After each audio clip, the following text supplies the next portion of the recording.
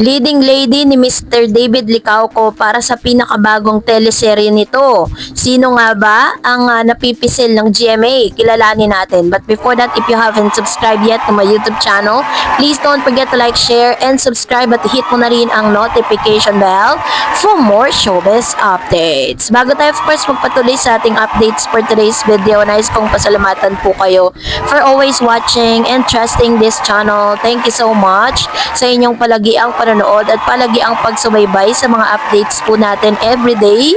Maraming salamat po sa inyong mainit na pagsuporta. And this time, ito na, let's talk about this one dahil talaga namang umaapaw po ang blessing na dumarating dito kay Mr. David Licauco dahil pagkatapos ang napakarami niyang mga endorsement, may panibagong product na naman na nagtiwala kay Mr. David Licauco, ang Taho Story Taho Story PH. Ayan. So, nag-launch po sila na si Mr. David ang pinakabagong mukha, no? Kasi parang kasama na sa kultura ng Pinoy ito pong pagkain na ito, no, yung taho.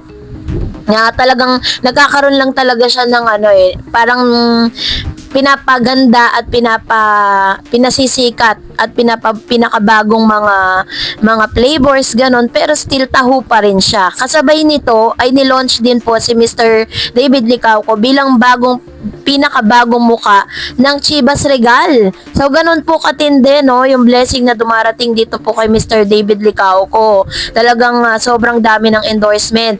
And alam natin na kapag sa mga endorsement kasi bilang brand ambassador, hindi po ganon kaliit ang sinasweldo niyan, hindi po ganon kaliit ang TF niyan or yung kanya pong talent fee. Talagang may kalakihan, kaya grabe po yung blessing niya. Pero eto na, another blessing ba to or what? Kasi kumakalat po ngayon sa TikTok, ito pong isang clip na sinasabing David Licauco new action teleserye.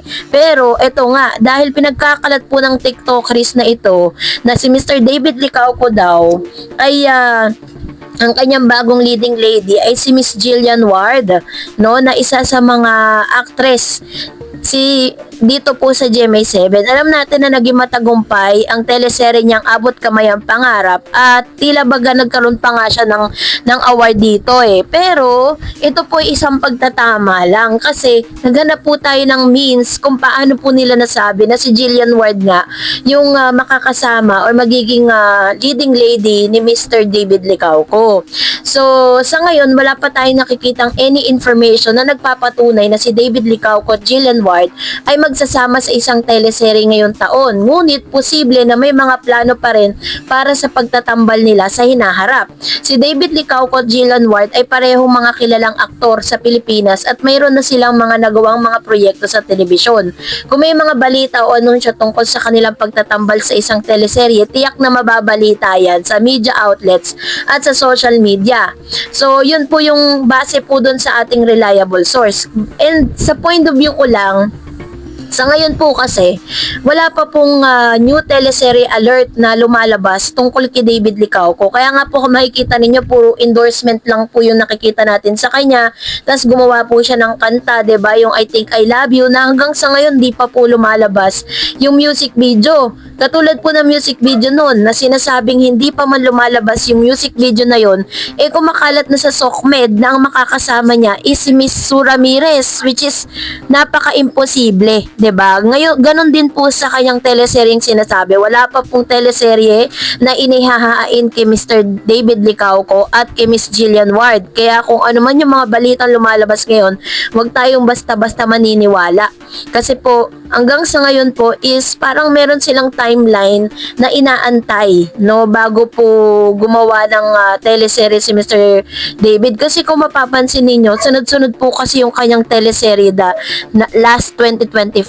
So this time, half of a year is hindi natin alam what's the plan of Mr. or of GMA. Pero sa ngayon, kinukumpirma ko at kinakancel ako ang balita na magkatambal sila ni Jillian. Wala pong ganong balita at wala pong ganong mga chismis na kumakalat ngayon sa social media.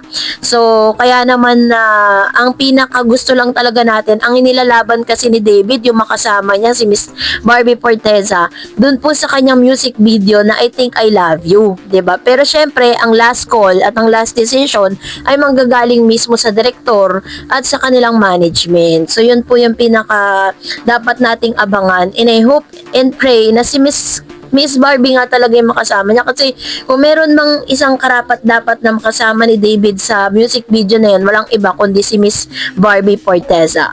And for that, narito naman ang ilan sa mga komento, reaction po ninyo patungkol naman sa ating latest updates. Magbabasa po tayo at magre-react sa mga komento ninyo sa comment section. So, unahin natin ang komento mula kay Miss Luisa de la Cruz. Sabi niya, Happy Barda Day and Don Barda, Elite Barda, Royal in support kay David Poe's birthday OS. Ayan. So, salamat po Ma'am Shi. And sabi rin ni Mr. Anthony, maganda talaga tong vlogger na to. Maliwanag niya, okay lang. Okay lang kitang panonoorin. Ayan. Salamat po. Sabi niya, very good po. Ikaw talaga ang para yung vlog mo about Barda na pagpatuloy mo lang po. Good saying about Barda. Thanks sa positive thoughts mo about Barbie also. Ayan. Salamat po, Sir Anthony. Kaya po talagang nandito tayo to check and balance kasi 'di ba may mga pangit na lumalabas na balita patungkol sa kanila kahit wala naman talagang resibo, wala naman patunay, parang hearsay lang, 'di ba?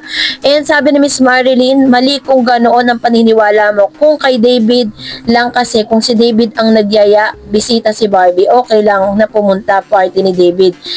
Ano yun, respeto lang kay Barbie, may iniiwasan ang Barda. Ayan. So, ito naman yung kanyang opinion patungkol sa bagay na ito, ano? Dahil, yun nga, naging big issue kasi yun na parang bakit daw wala si Miss Barbie Forteza sa mismong party.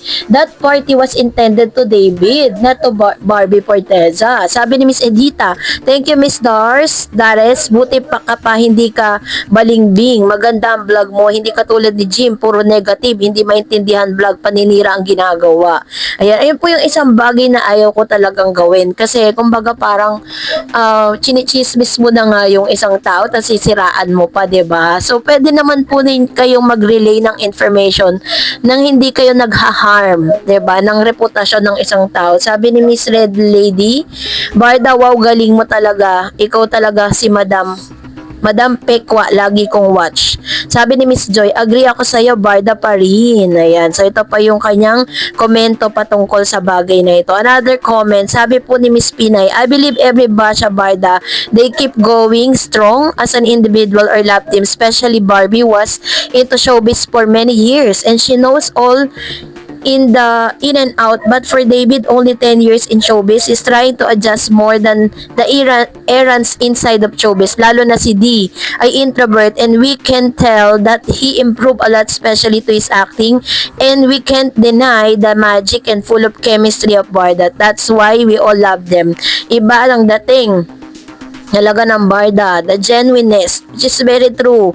Kung totoo naman po talaga yan, very genuine naman talaga sila, 'di ba?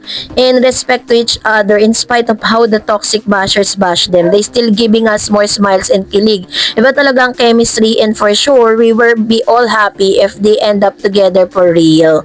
True naman. Kung meron mang talagang liligaya pag sila na po talaga yung endgame na tinatawag, tayo pong mga Barda yon kasi, 'di ba, parang napaka-compatible kasi talaga nilang dalawa. Isang nonchalant tapos isang napaka-expressive, diba? So, that's it for today. For more videos and updates, please don't forget to like and subscribe. And please don't forget to follow my Facebook page, Dar Eds TV. God bless everyone!